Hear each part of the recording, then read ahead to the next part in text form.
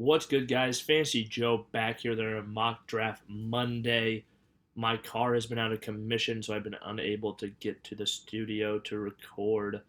Um, but I am back now, um, bringing you guys some content. Going to be bringing you guys a lot more stuff coming now soon. We're really in the swing of the season. Fantasy football season's a go. Going to be doing a three wide receiver mock draft today.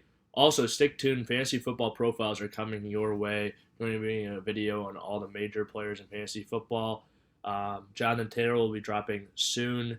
A bunch of other big time players coming very soon, day after day after day. Tons of content. So hit that subscribe button, hit that like button. If you have any questions or comments, leave them in the comment section down below.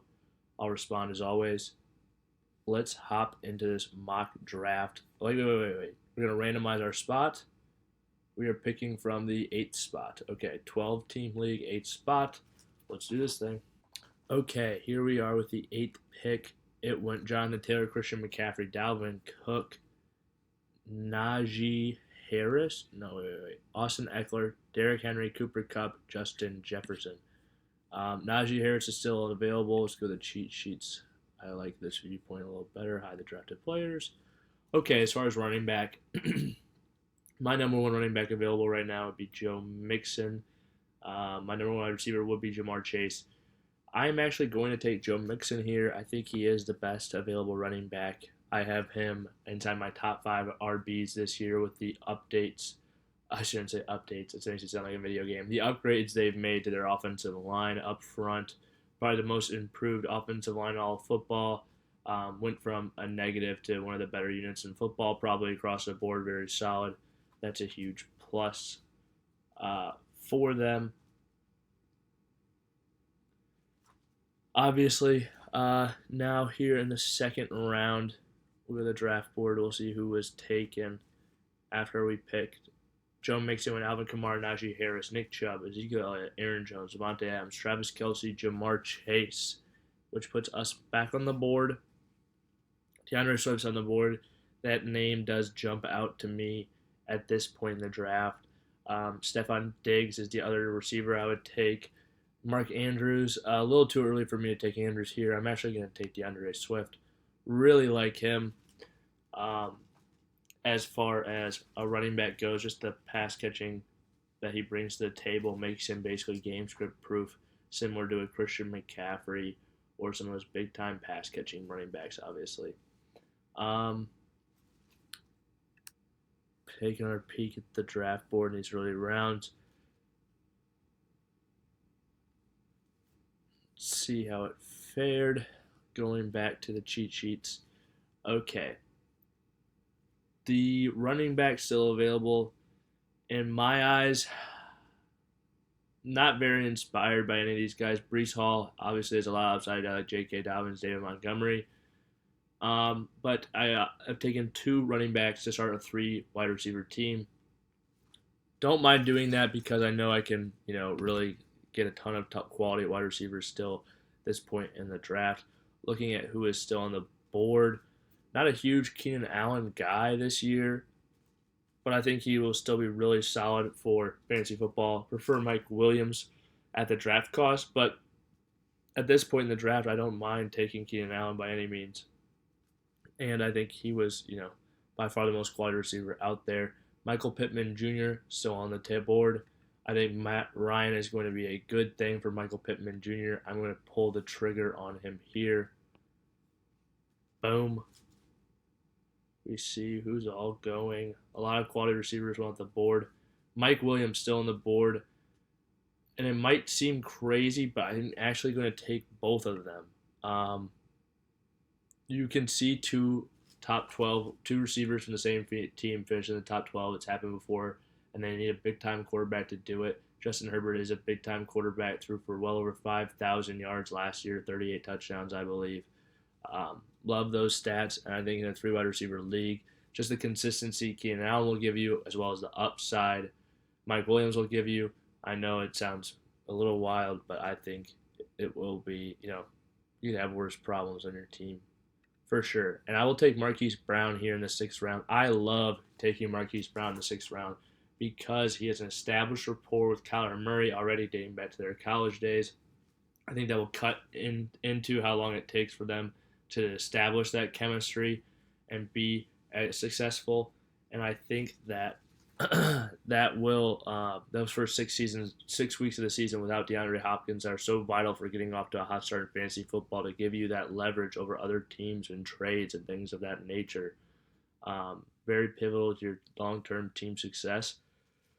And getting better at that point in the season is what teams do that win championships and don't just make long playoff runs. I love taking Marquise Brown there. I think he will still be very good once DeAndre Hopkins is back. I think he could be wide receiver one good for the first 6 weeks of the season, which is such a huge thing in fantasy football. Taking a look at who's still on the board, there are still a few quality running backs left in my mind. Kareem Hunt and Kenneth Walker, the two guys on that list that I'm really excited about. I like Ramondre Stevenson's upside, but he's a little bit farther down another tier to me. Um, and I would say that, in my opinion, Kareem Hunt and Ken Walker should be in their own tier of the guys remaining.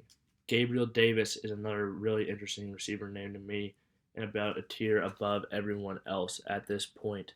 Taking a look at my roster, you can see the construction we have on it right now. Um, looking for a depth piece. We do need another running back, but I'm going to take Gabriel Davis here, just because there's a few running backs that I would have.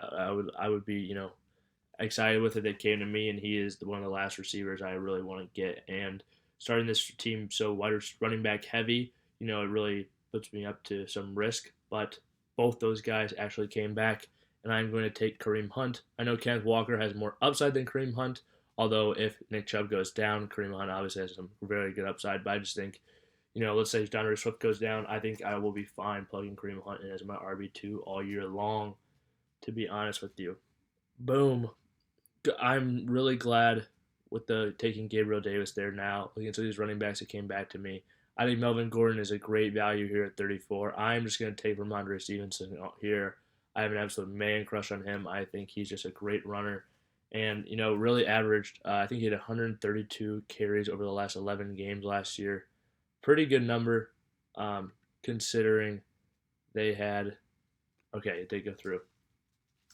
Considering Damian Harris and how successful he was on the ground last year, 15 rushing touchdowns, they were still, giving Ramondre Stevenson the ball. Now, is it very crowded with James White there? They drafted Pierre Strong, another running back. Yes, I'm not disputing that, but I think he's a very talented player, and I'm just picking the most talented player in that backfield. I think, injuries will lead themselves to a lot of who it is playing, and it'd probably be unpredictable because it's New England, if we're being honest.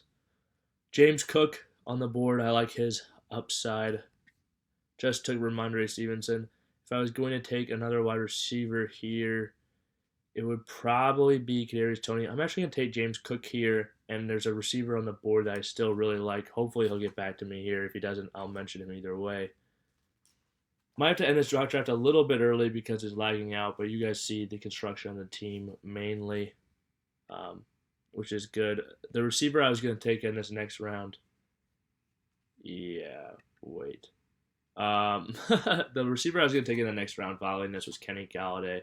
And then talking about quarterbacks I would target left on this board, Trey Lance, I just love the upside with the rushing capability. And if I'm going to get him and a guy like Kirk Cousins or a Derek Carr with the best weapons he's ever had in his career, I love stacking some guys like that, a Derek Carr and a Kirk Cousins with a Trey Lance, a guy who has upsides, even a Justin Fields or Deshaun Watson, considering, he might play, he might not. I think there's a really good chance he gets suspended the entire season at this point, so you don't want that, obviously.